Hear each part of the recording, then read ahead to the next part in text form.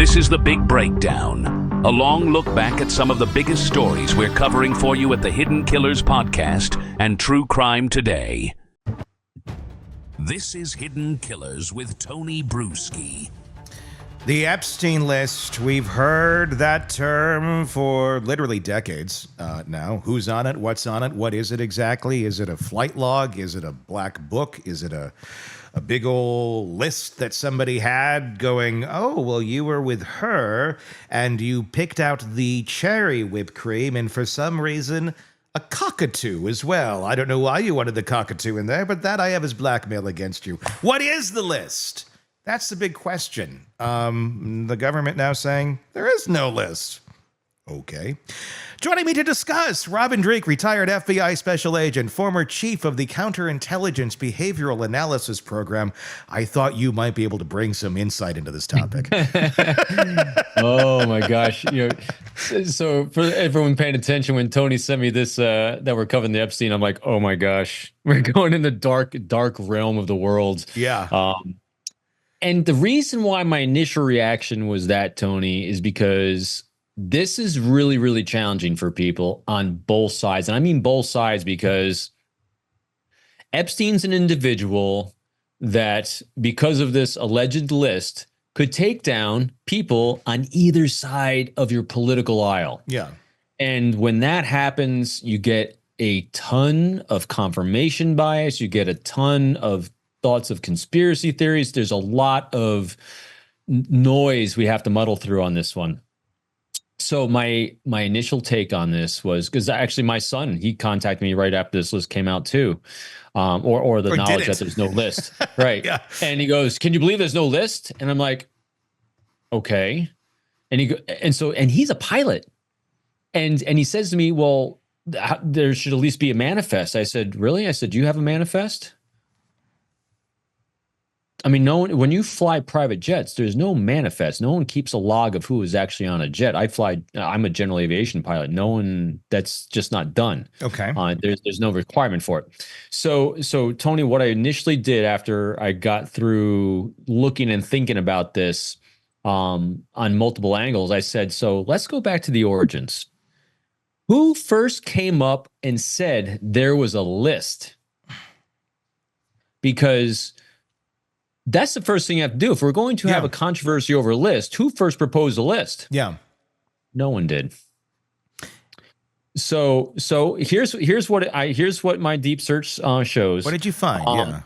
The official mention of a list of names associated with Epstein likely came from a federal judge's order on December 18, 2023, when Judge Loretta Preska ordered an unsealing of court documents naming over 150 individuals connected to Epstein. So that was what came out of court. What happens next is, we've seen this in the media a lot. The media then places a label on things saying, 150 individuals connected to Epstein, that's a list. There was never a list. And so are there 150 individuals connected with Epstein? Yes. And so so at least from my research of what I'm showing is that people then started claiming there must be a list, because remember, those claims came from one political side against another. Mm-hmm. And so because people are trying to weaponize 150 individuals connected with Epstein. And so when you're trying to do that, people are going to use verbology to support their narrative that they're trying to have their confirmation bias around. So again, it's pure theory and speculation, because I'm going to cascade this with a few other things here as well. The next thing I ask myself is, all right, so let's look at data points. Tony, you and I love data points because past patterns of key behaviors are always an indicator of future ones. Yeah. What has been another really recent case where we would assume there would be, or wished there was, a list of a lot of A-listers that showed up to freak-offs? The diddler. And never was there a list. There were people, but there's never, in other words, why? So let's ask that question. So let's put ourselves in as horrendous as it is, but we do this from time to time. Let's put us in the shoes of Epstein or even Diddy. To what benefit would they have or keep a list of people showing up to their place? It's incriminating. both for them and the people coming up. In other words, it's a thought process. The only place where people generally keep lists is where they want to maintain a memory. And again, if people generally don't do things proactively to blackmail, it's usually an afterthought. Because I remember, so blackmails come up in this thing too. It'll be a blackmail list. But when you're hosting parties, when you're hosting get-togethers, you're inviting friends, colleagues, people you think of like mind. In the forefront of your mind is not that I'm going to keep a list to blackmail. So if your mind isn't saying I'm going to keep a list so I can blackmail people, so I can keep a lever of influence over them, which people generally don't do. Again, law of probability says people don't do that. For whatever reason, would someone create an actual list? Now, are there people associated that have traveled in and out? Yes. And the other part of this, I will say, and I apologize for everyone who thinks their political figures are infallible. No one anywhere is infallible. Everyone does stupid shit. So I think if there actually was a list and people did go there, as we saw, people are named on this thing as possibly being Bill Clinton, possibly being Trump, possibly being those other people going on these things there. Okay, so we've just learned nothing because we all know this. So now. So that's my thought process on actually being a list that people are expecting to see. So I'm congruent with, I don't think there's a list. Because here's another thing I thought of. So if there actually was a list before and there's political opponents on it, why wouldn't someone have used it already? I don't care how sealed something is. There are more leaks in government and civs than we've seen ever. On both sides. Sure. If either side could have used it as a narrative to take down a political opponent, which has happened, why wouldn't it have? All right. So that kind of debunks that to me. And the final thing is not the final, there's two more. Another thing is there are people like me inside the FBI that I can honestly tell you to this day, there's friends of mine that have been recently told and shown the door at the FBI as of a couple of weeks ago because of who they knew inside the Bureau. To this day, until that moment, I had no idea what their political ideology was. I mean, I was so non-political. It was just mission, mission, mission, mission, mission. And most of the people are. And when people are like that, and people I know that have been booted out, that have no skin in the game anymore, like no retirement like skin in the game, if they knew something and they were at high levels, there would be other leakage that came out from other people that hasn't happened. And I had one more point in there too. I've rambled enough. You had a lot of points, but I want to go through some of that. Okay, yeah, let absolutely. me start here. If there is no list, then what are the 150 names that were unsealed in the 2015 Guffrey versus Maxwell court documents? I mean, 150 names. I mean, it seems like that's a list. I think there's, so my guess is that when you have different, all right, so when you're doing an investigation inside the FBI, you conduct multiple interviews, and on these interviews you create, and it's been in the news multiple times before, a document called the 302, an FD 302. And these 302s are interviews, results, and all these things. And all these interviews from multiple individuals across multiple jurisdictions get pumped into a digital file, a case file online that's in the closed system of the FBI. And unless there's a requirement by a prosecutor that comes, or an assistant U.S. attorney, or that comes to the investigator, says, create a list for me of all the individuals, there won't be a list created because there's really no reason for a list, because each one of these individuals is going to be a separate interview. In other words, I mean, every investigation I've done that involved multiple interviews of multiple people, there hasn't been an instance where I actually was tasked with creating a list, like a consolidated list of people associated with that, unless tasked for. Now, I'm not saying it wouldn't have been tasked for. It might have been tasked for. And so let's assume, all right, so let's do, this case scenario. So let's assume that the case agent was tasked with consolidating everyone ever associated with the Epstein Island onto a list. First of all, there'd have to be a reason for it, for prosecution reasons. Otherwise, you're conducting an investigation without a reason, and we don't do that, at least if we're doing things legally. And so if they did create a list, it would be in a case file. And the case file is electronic. And there's going to be a host of individuals that have access to that case file, from the case agent themselves to the assistant case agent to the supervisor to the assistant special agent in charge if they need to, the SAC, multiple individuals at headquarters, the legat, our legal team, both at the field office level as well as FBI headquarters level, Department of Justice. So you have multiple levels of people that are going to have access to a digital case file. I would have thought that, again, talking about the leakage aspect of it, if it was there wouldn't just be, it would take a lot of people shutting up right now to say it doesn't. See what I mean? Yeah. It's hard to do. Not impossible, but very, very hard to do. It gets very convoluted very quick, and that's the downfall of most conspiracy theories, is they would require too many people to shut up. Yeah, that's what I'm going on this one. But why? I mean, why use terms like this? I mean, Pam Bondi suggested a smoking gun list under review in February, and now, there is no smoking gun list. It doesn't exist. Was that excitement? Was that speaking out of turn? Was that her not knowing what the hell she was talking about? Just assuming everyone said there's a list, and she starts looking, there is no list, but she's making copies to hold up. I got the list. I mean, what the hell was that? Just a horribly stupid PR move? Another one on their part? I'm gonna go out on a limb on this one too. Yeah, I think so. I think, every administration when they come in has their own confirmation bias of what they think they're going to find. Mm-hmm. And when you don't find it, you're sitting there eating crow.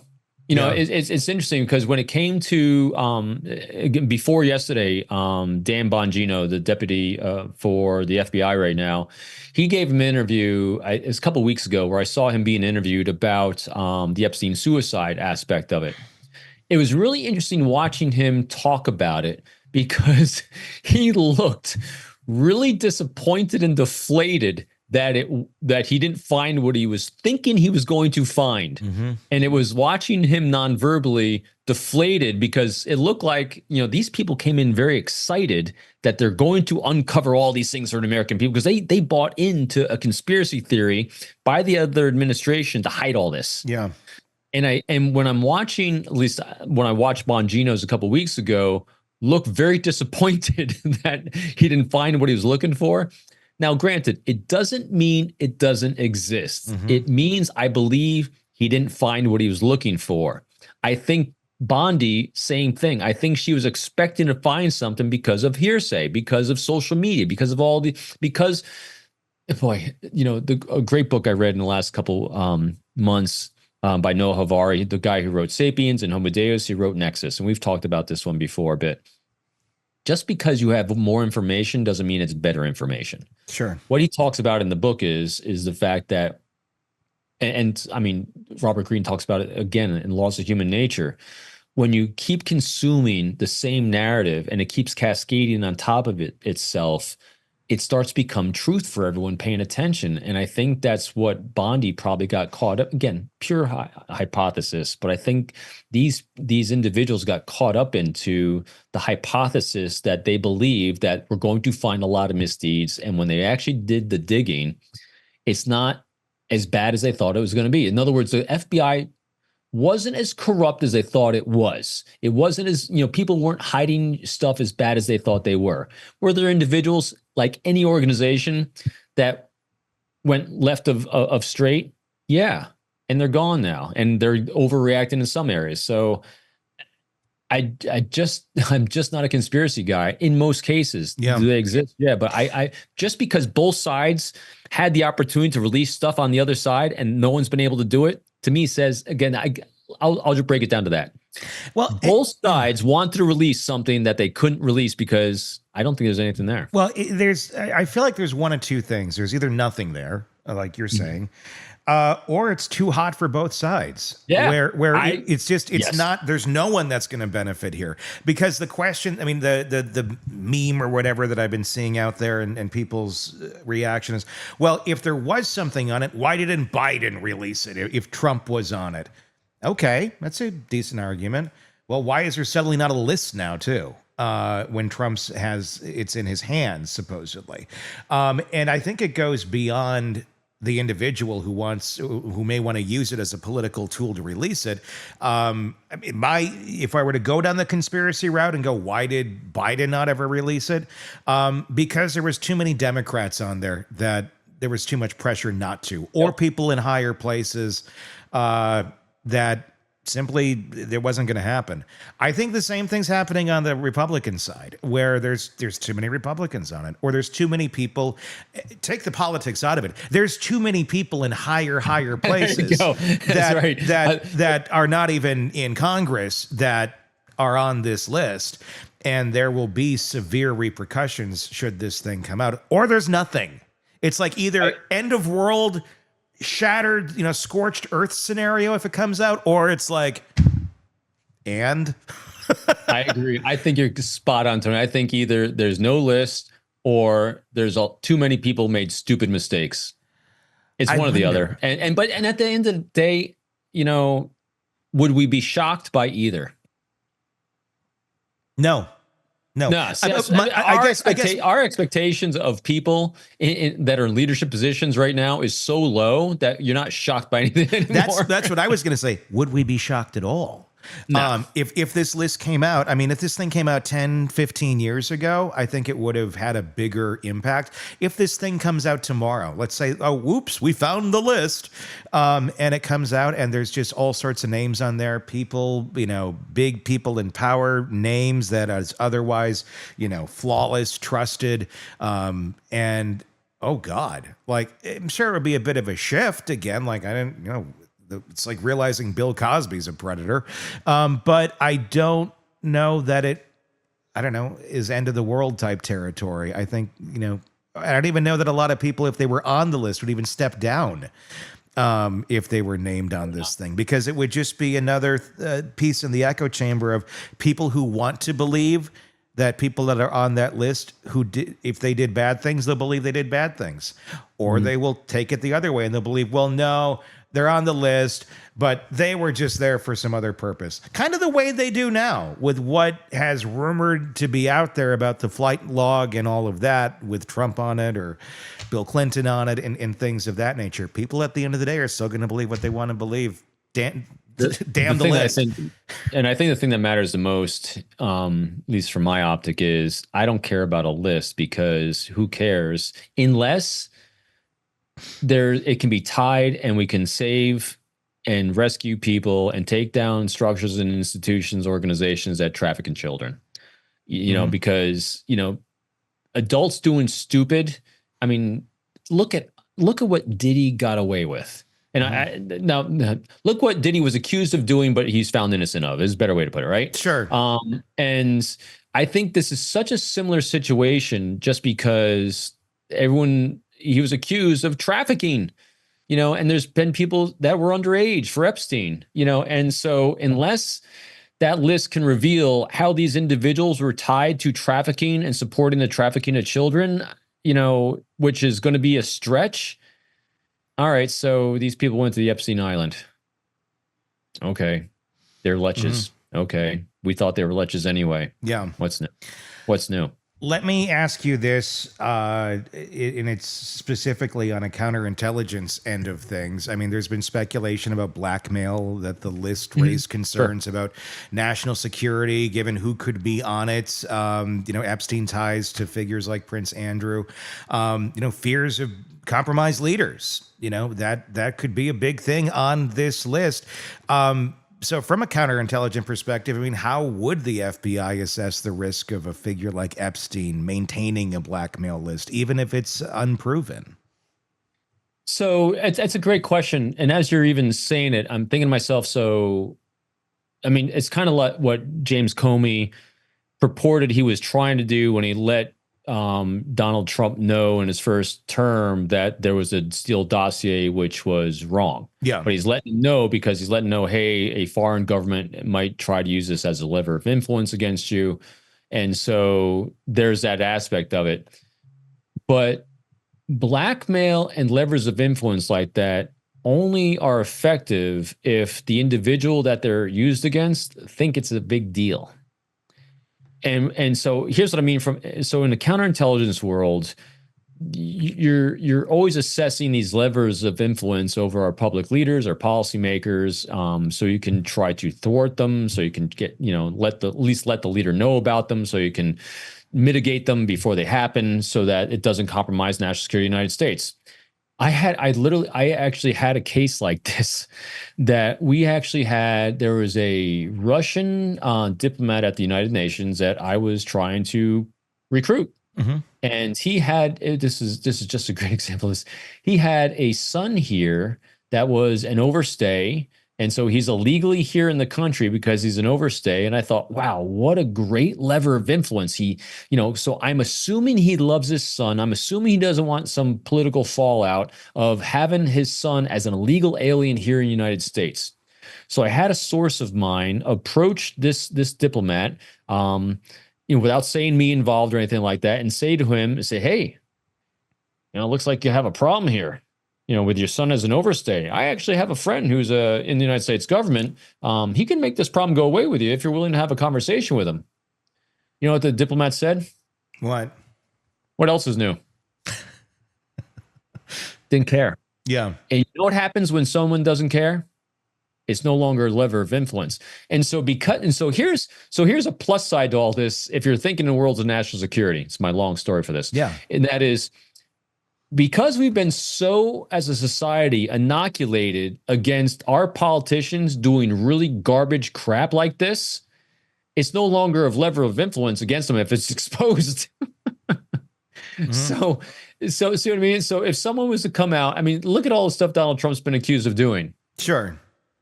Do you think there's really a lever of influence out there that would actually impact decisions or policies he's making? Yeah, exactly.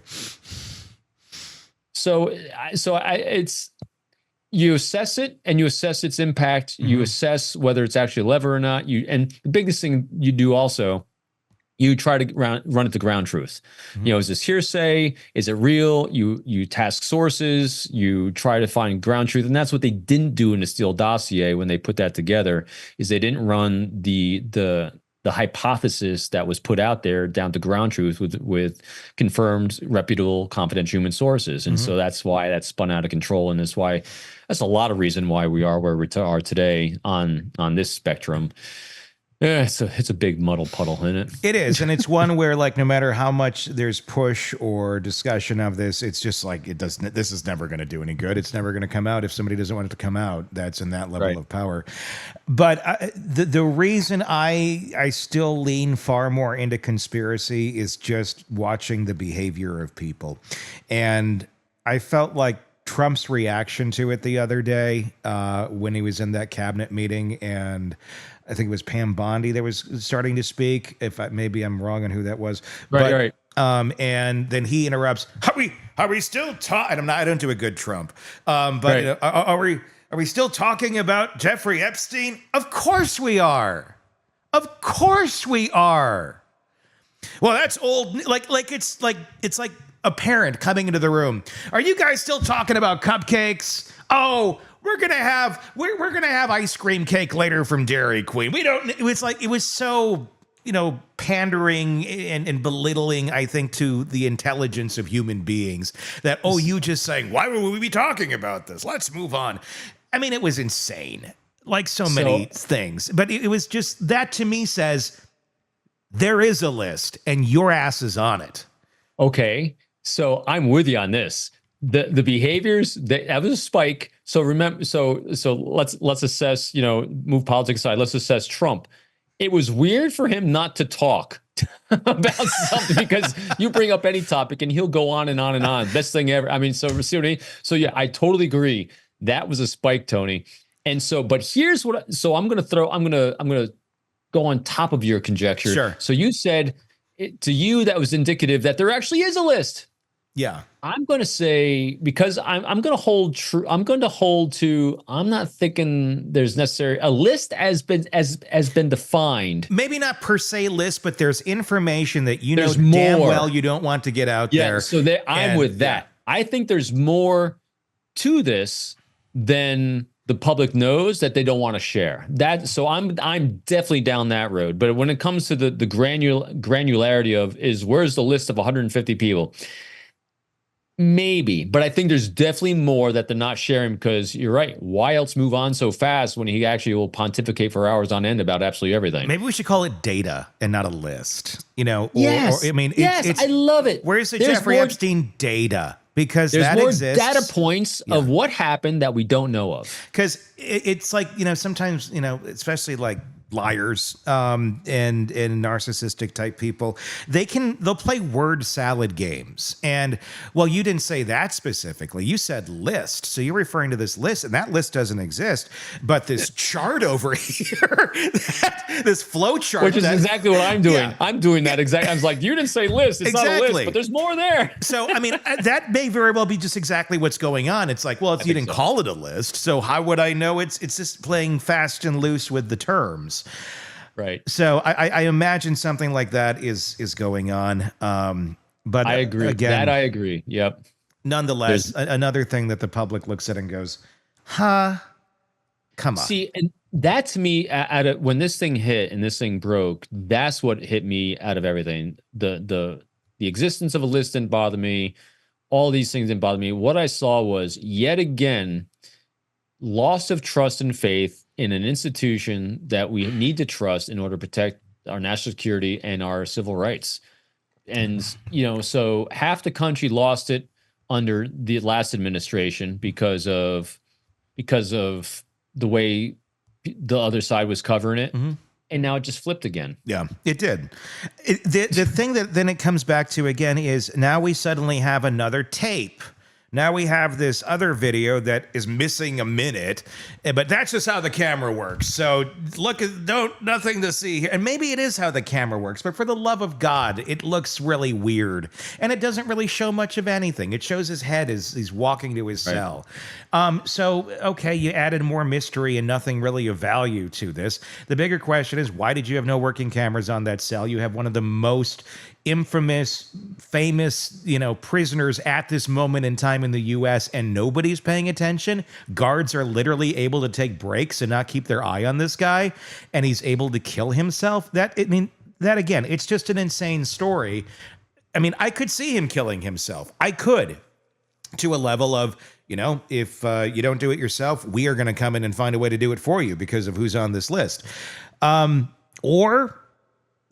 Essentially, is that suicide though? If that is how he killed himself, what was the reasoning? Was it because he really wanted to, or because, it was going to be something else if not? I don't know the answer to that. I don't think we ever will, and I think there's a reason we never will. I agree with you, Tony. This one is so difficult and challenging because the data points, understanding how inept government organizations and institutions can be. I can understand all the rationale they gave about how X, Y, and Z happened and how he could have killed himself because they weren't watching him, because of cameras not working.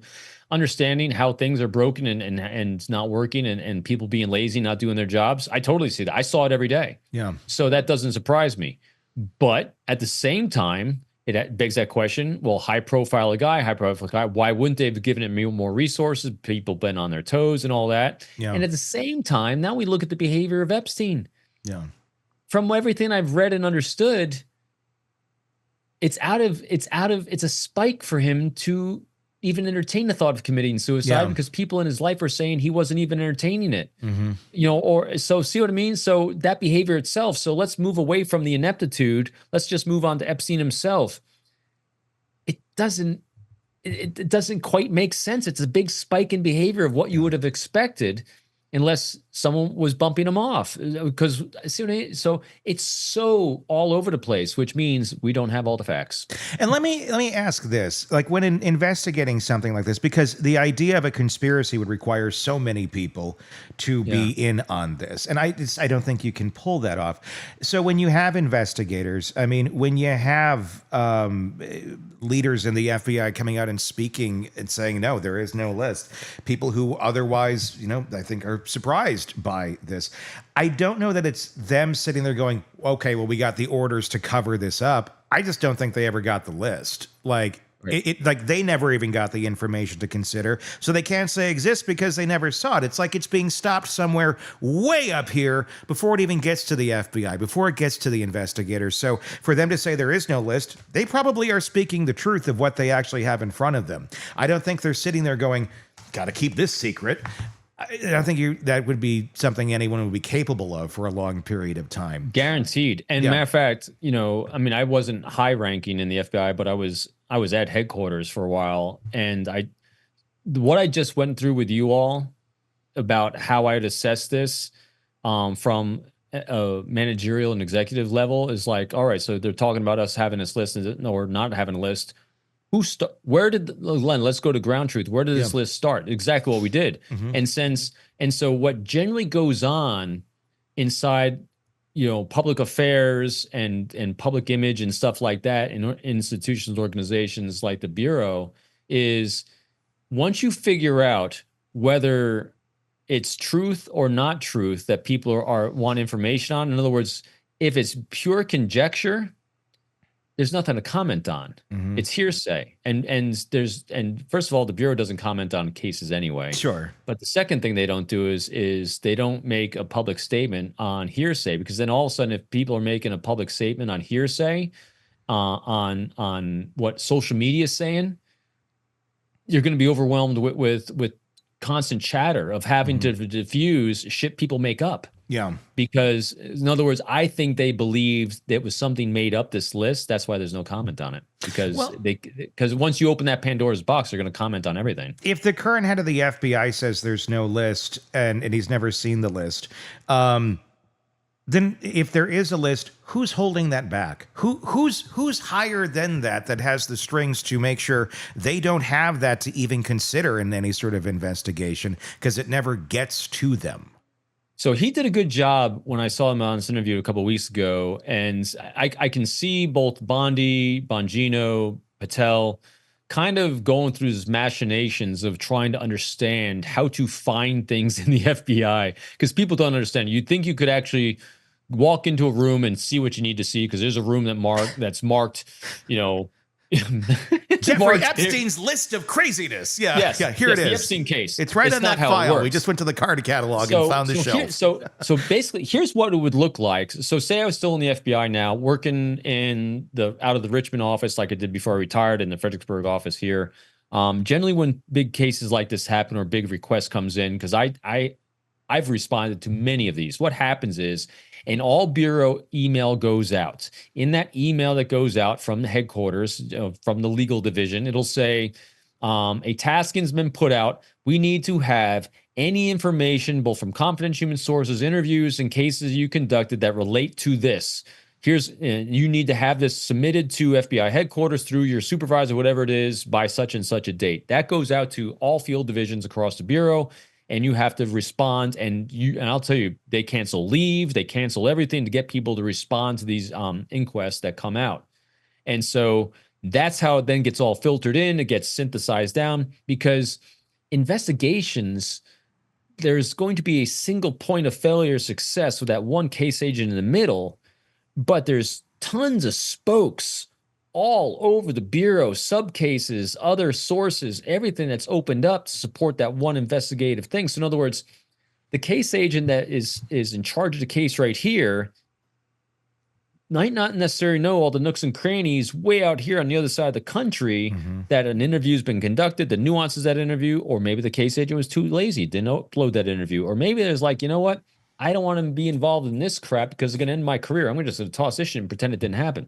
I'm not saying that's what happened, because that'd be very rare and unusual, but there's so many people involved in investigation when it happens. It's very difficult, one, to rally it all together into a comprehensive thing that an executive 5 levels up from that case agent can then get access to and know exactly what they're looking at. Because like I said, there might be 150 people that are associated with the Epstein thing, as was indicated before by the judge, but that was gleaned by maybe 150 different interviews across the country that said, hey, I think I saw this guy show up on Epstein Island. That happened in, maybe an investigator in San Juan. Then they had someone in Las Vegas say they interviewed someone else. And they said, I think I saw, not in firsthand knowledge, but I think I saw such and such there at such and such a date. So that's a data point. So in other words, you have multiple data points from all over the country, from multiple interviews that then have to collect together what was firsthand knowledge, what's third-hand knowledge, what's hearsay, what's been verified, where the sources came from. So see what I mean? Yeah. It can get very complicated very rapidly. And for one executive to say definitively, here's the list, I'm not saying it's not, but that's what goes into even the idea of compiling a list.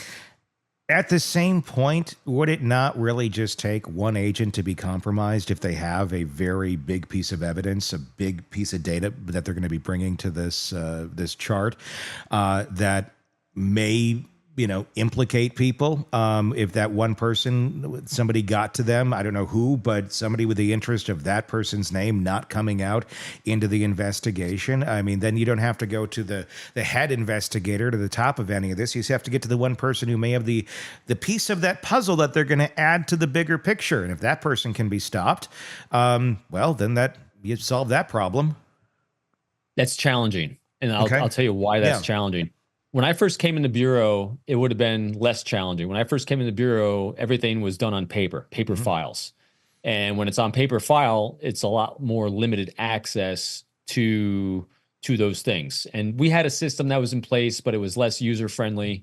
But by the time I retired, everything was automated. Everything was uploaded, everything's scanned, everything's put in, everything is uploaded. And in order to have restricted access to that case, you actually had to get higher level approvals to have restricted access. And to have only one case agent to have access to a case file without oversight from a supervisor, without oversight from headquarters, without oversight from legal, I don't know how you could. So not really, yeah. Okay. And also at a high level type interviews. So at any time you're going to be interviewing, matter of fact, here's a great example. A good friend of mine ran leak investigations that I worked with, and he actually did leak investigations because I'm just south of DC. We did leak investigations out of the Pentagon. And he's interviewing high level officials in the Pentagon. This is a number of years ago of Secretary of Defense. And when you're doing those kind of high level interviews, you think just a case agent's going to those, lowly guy like me on these interviews? No, he actually had another case agent went with him, and someone from FBI headquarters, an executive, had to show up for that interview as well. So you had at least 3 FBI people in that room, as well as the individual being interviewed and someone from his staff as well. So there's so many. The intent is always to have all these checks and balances put in place to keep from something like that from happening. Is it possible? Yes, but it takes a huge effort to do something like that. The example of it going sideways is Pete Strzok, the infamous Pete Strzok at FBI headquarters, the assistant director for counterintelligence. What he was accused of doing was creating a file at headquarters for an investigation against Trump. That's kind of in layman's terms. I don't know how you do that. So files inside the FBI, investigations at the FBI can only really be started at the field office level. They're managed and oversight by headquarters, but headquarters doesn't have an investigative arm. So there's no reason to have investigations based out of headquarters that can be controlled from one central hub. They're always going to be controlled in the field in the oversight from FBI headquarters. So everyone along that chain has all the access. So those are very, very, now granted, there was investigations we did on the counterintelligence side, like the Trump thing would have been, very high level, very compartmentalized. I mean, we hand walked files over to DOJ all the time that were not uploaded in the normal way, but there's always more than just 1 or 2 people involved in something like that. I've never known a case, and I've worked really super high level ones at that same level, and it's hard to imagine that could happen. Yeah. It's very hard to imagine. As much as people want to believe the conspiracy on that side, and I'm with you. There was more to this because of Trump's reaction and everything in there. There's more to it than we're seeing. I'm not quite sure what it is, though. I think the big question now is, list, whatever anyone wants to call it, just data of that fact that there was a lot of people. I mean, look, indicted Ghislaine Maxwell, for Yep. trafficking.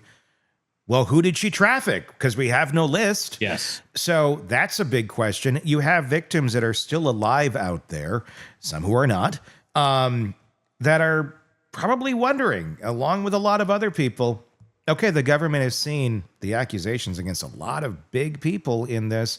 You have this list. Why aren't you doing anything? Yes, Epstein is dead. These victims are still alive. Is it because Epstein can't be there to back any of this up anymore, or flip? And because if you just stay silent on this, really nothing will happen to these people because they have the influence and the power, and we don't want to disrupt that? There clearly is data here that shows people were being trafficked to high power people, and that information is being stopped by the government from coming out. Why? That is the real crime here, Tony. That's where side I'm on. You and I are always about the victims. And I don't know why that's not being looked at more. Or maybe it is and we just don't know it. There's nothing, then there's nothing. But if there's I don't think so. I'm with you. Why are we not focusing on the victims of this? Because like you said, there's still victims out there that were traumatized by this, that were trafficked supposedly by this. And they're going to have a story. How come we haven't heard any of those stories? I'm with you on that one. Because I don't care about the list if it doesn't do anything on who was there. But if the victims can then identify people, that's what we should be really taking a look at investigating. Yeah. And why isn't that being done? So I'm with you on that one. Yeah. There's a lot of questions. I mean, this will go on until everybody's dead, I'm sure. And then our grandchildren will look back going, oh, here's what really happened. Wouldn't it be fun if they knew now? Like just like they know about JFK, right? Yeah, well, that's true. Yeah, well, maybe I think we'll maybe get that at some point. Maybe getting it. It's leakage. They're trying. Maybe, I don't know. Yeah, I don't know that we'll even see that one. This is Hidden Killers with Tony Bruschi.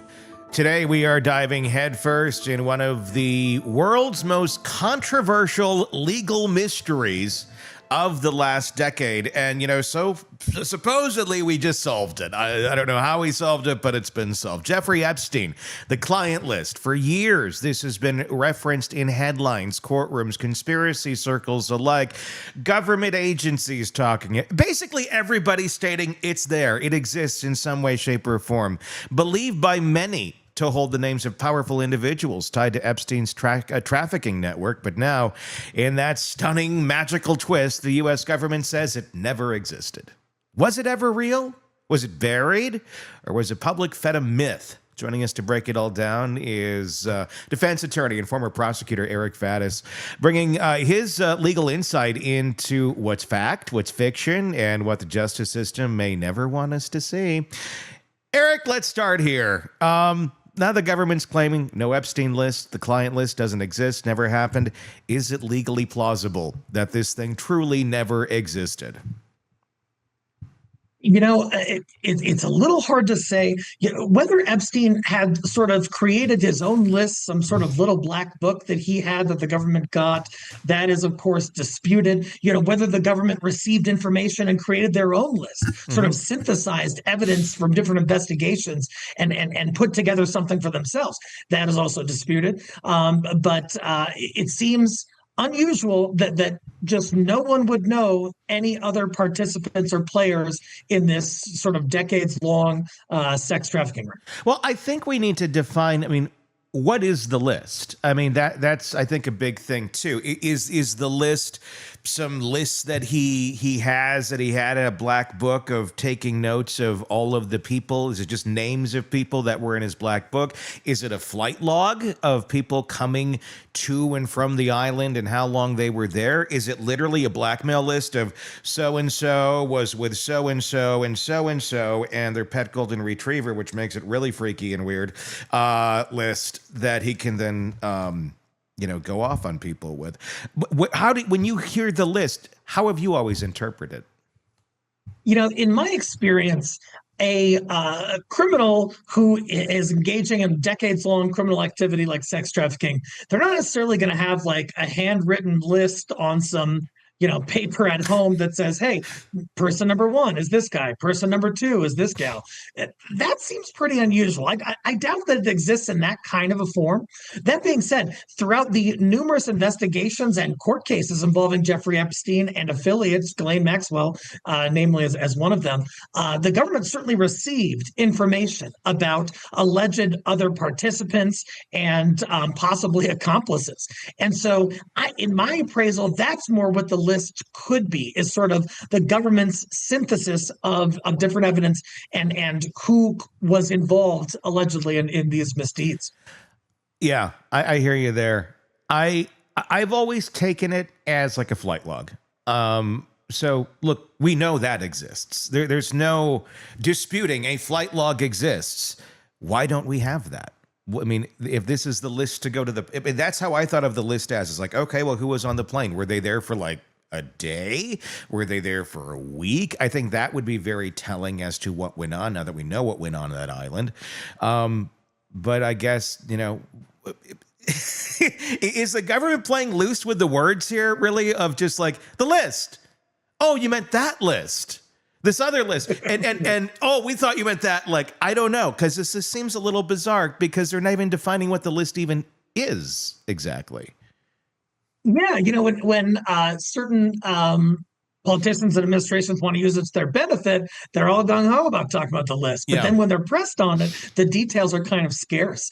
What I think is that there are flight logs, there are certainly texts, emails, different communications. And my apprehension is the government put that together and said, hey, here's sort of a master document that discusses Jeffrey Epstein and everything that went on and other folks involved, and incorporates like a flight list, text messages, emails, witness testimony, that kind of thing.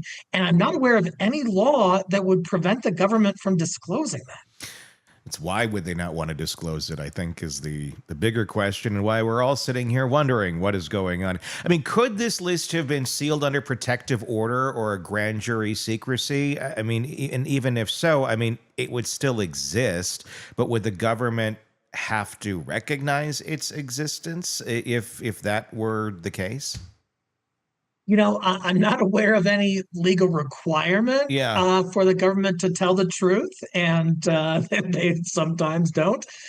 Even if it was sort of under seal or under protective order, that wouldn't be forever. It wouldn't be indefinite. And it wouldn't give the government grounds to say it actually doesn't exist. I think if the government was being truthful, they would have to say, hey, it does exist, but it is under sort of a protective order. But that wouldn't exist forever. There's no legal mechanism by which you can say, hey, keep this a secret forever. Completely. And depending on what kind of log or list this is and who's on it is going to play a big part in if it ever actually comes out. What sort of incentive does the government have to even put this thing out, especially if it has a lot of people's names on it? I mean, obviously there's the let's protect people that have been abused, but Epstein's dead. And you just have a list of people who came and went from that island. And, unless you got proof of something they did, it's like going to a Diddy party. I mean, it's just like, yeah, I was there. There's pictures, but you can't prove I did anything. I mean, is this really almost like that, but with less evidence? That's kind of my take on it as well. And in terms of incentives, governmental transparency, a lot of politicians have campaigned on this and in fact said, hey, we're going to give transparency to the people. Kash Patel, director of the FBI, had talked about that even in his judicial confirmation hearings, or Senate confirmation hearings. And so, there's a transparency issue, but there's also, we want to protect alleged victims and such, but I think that could be done while still disclosing some information in which the public has an interest.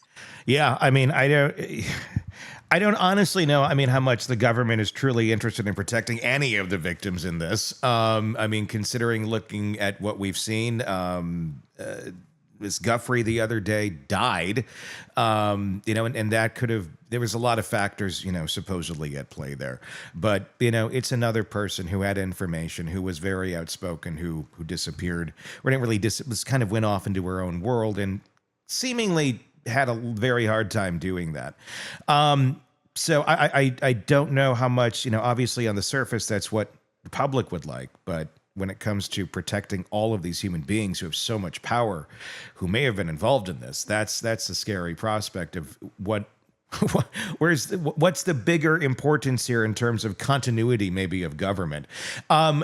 How does a prosecutor decide whether to charge the powerful third parties in this? I mean, the DOJ said no uncharged individuals had sufficient evidence against them. I mean, that's obviously for them to judge, but if the public ever saw a list of the evidence there, that may be up for argument.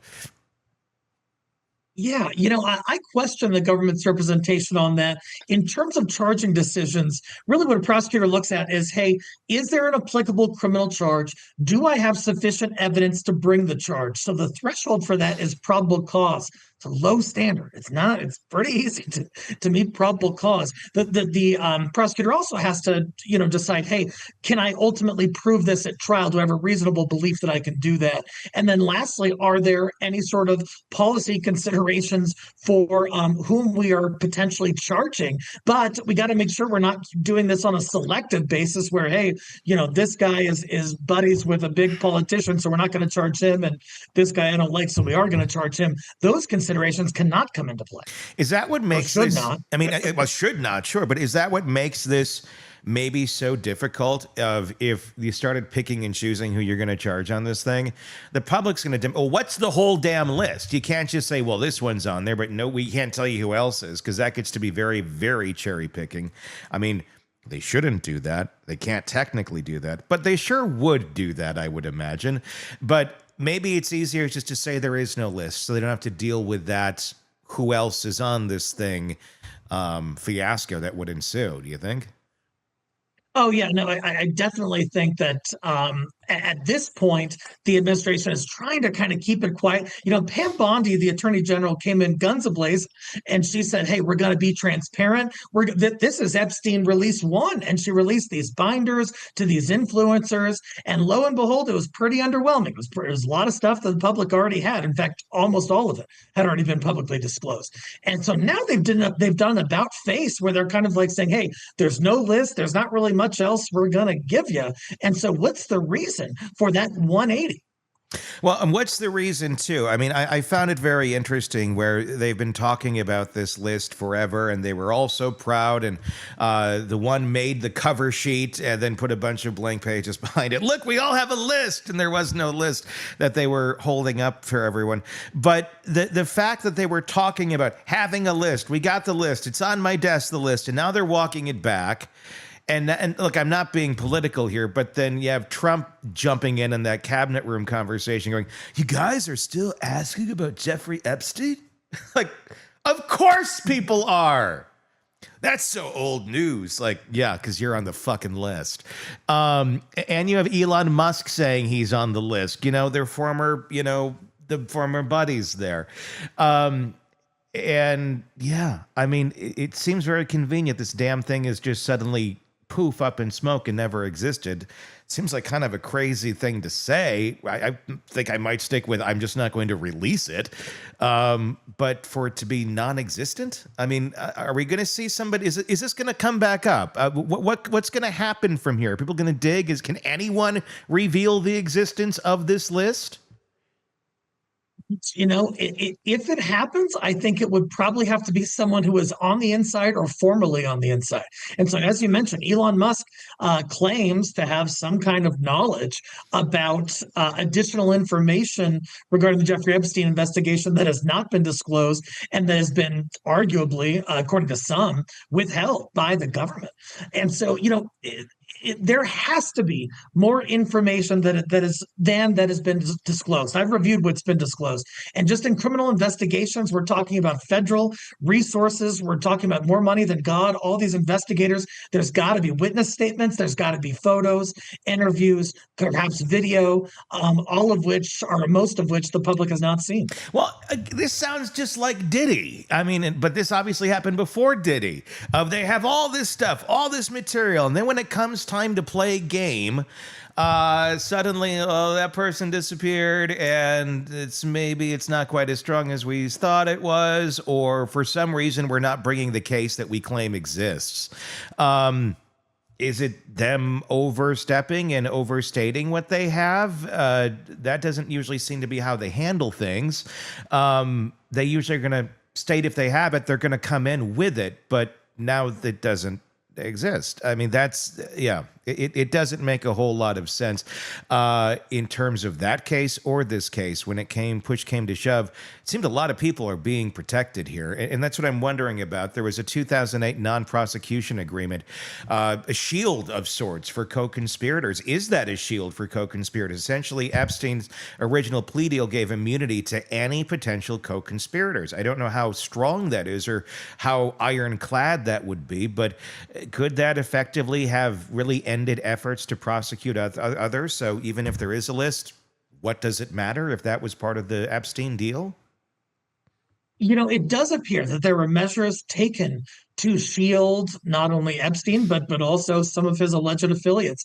But there is the dual sovereignty doctrine saying that both the federal government and local jurisdictions, including state, including potentially municipal jurisdictions, can still look into matters, can still conduct investigations, can bring charges even when one of those entities has provided immunity. And so that wouldn't prevent other governmental entities, law enforcement entities, from doing investigations. And I'll note, Tony, that usually when we're talking about sex assault, especially sex assault on a minor, there are not statute of limitations issues that come into play with that, at least in most jurisdictions. So it's not like it's too old to look into. It can still be looked into, and there's a question on everyone's mind as to why it's not. Exactly, because there's some pretty big names on there. Virginia Guffrey, she's the one who just died. She named Prince Andrew, Alan Dershowitz. It's powerful testimony, but not always enough for a conviction. I mean, what sort of corroboration would be needed to move victim testimony from allegation to prosecution on some of these people? I mean, Dershowitz is still out there, and the allegation has been there forever. He, of course, has denied it. And there's a lot of other people out there who have accusations against them, too, never, ever been charged.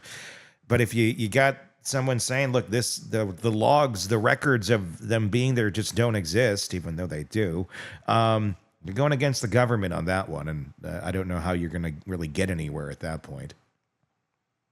Yeah, Tony, sometimes the tragedy with sex assault cases is that it happens behind closed doors and the perpetrators have taken measures to conceal what happened. And so just an alleged victim's statement that was some sexual misconduct is probably not enough. If there were photographs proving that the individual was there in the vicinity at the time, if there was video, if there was corroborating testimony from other alleged victims or even workers at a place at which these alleged sex assaults were happening, those could get you past the threshold to file a charge and proceed with a prosecution. But that's the thing, is that someone just coming forward and saying this happened oftentimes is not enough in the legal context. Yeah, well, look at Diddy's, look at Cassie and her testimony, look at all that, and they still said, yeah, I think this is kind of like a domestic matter. Why didn't Ghislaine Maxwell's trial reveal the client list? Why didn't we find out more out of all of that fiasco?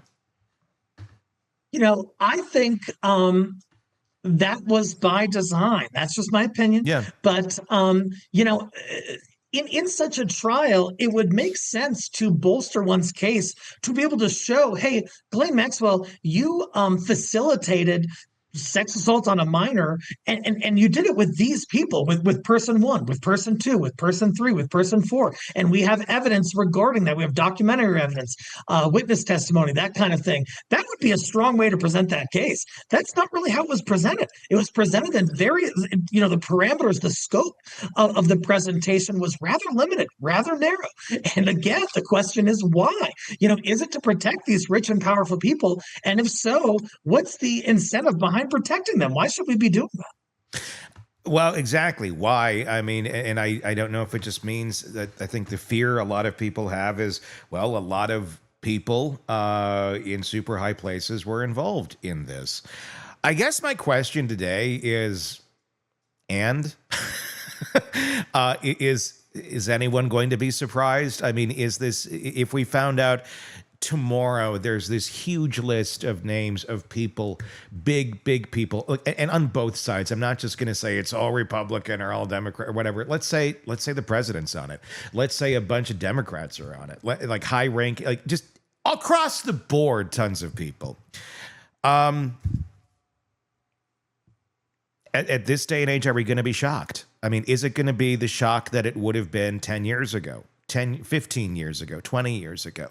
Today, if it happens, are people going to resign? Are people just going to deny it and move on? Because that seems to be what a lot of people do, especially when you don't really have, you're not going to have video, you're not going to have pictures, you're going to have text on a page. And all people have to do is say, well, that's not real, that's fake, that's false, and we move on. At the end of the day, if we do get this list, is anyone ever going to be satisfied with it being legitimate? It's a great question. I think in our modern day and age that folks would not be overly surprised to see what you've been describing. And then, for the government, if they were to disclose such information, there'd be a lot of pressure on them then to, hey, do we go after, let's say there are, 20 high-level politicians, entertainers, whatever, just hypothetically. Then there's a lot of pressure to prosecute or to take some legal action against these folks. That would be a Herculean effort, especially if we're talking about incidents that happened, more than a decade ago. We're talking about defendants who have more money than God, and they can resist these charges. And so I wonder if the government just said, gosh, if we release this, our next step is going to be so difficult and problematic and perhaps unsuccessful that we don't want to go down towards the end of that road. We just don't want to start on that path by releasing this list. Are they screwing up even more by now talking about, here's a video we're going to release, and they released some security camera that has a minute of minute of footage missing.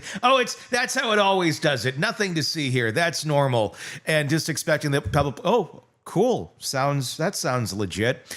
And it doesn't really show anything. I'm surprised, like, why are we seeing this now? You said your camera wasn't working to begin with anyhow. Now suddenly you have this little video over here that shows something or nothing. And they're just, and the hell-bent approach on this, that it was suicide at the end of the day. That's what is, despite all of the evidence to the contrary, we have no camera, we have no guard, on a most high-profile person in custody at that moment in time. Yep, it was suicide, and no questions asked.